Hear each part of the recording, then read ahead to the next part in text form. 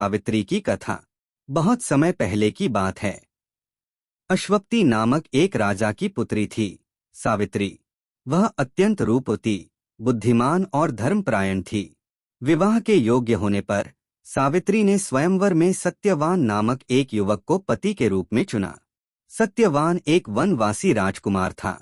वह धर्मात्मा और सदाचारी था, लेकिन उसकी एक बड़ी विडंबना थी।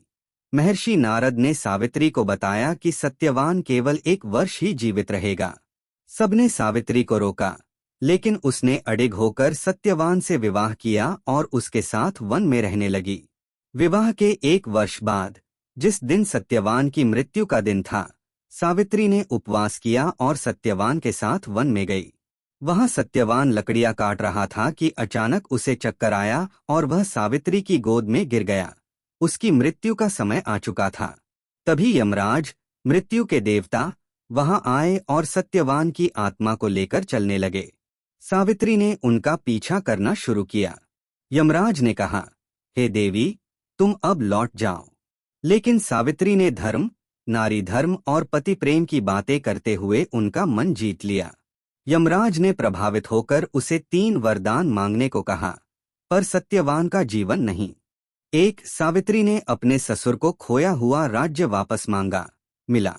2. फिर अपने ससुर को नेत्र वापस मांगे, मिले। 3. फिर सावित्री ने सत्यवान से 100 पुत्रों का वरदान मांग लिया। यमराज चौंक गए, क्योंकि सत्यवान जीवित नहीं तो संतान कैसे।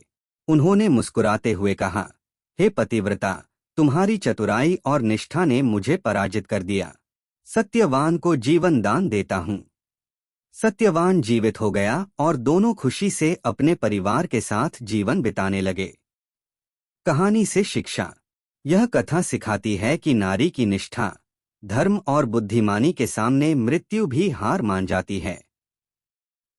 अगर आप और भी हिंदी कहानियां चाहते हैं, पौराणिक, प्रेरणादायक या बच्चों के लिए, तो बताइए, मैं और साझा कर सकता हूं।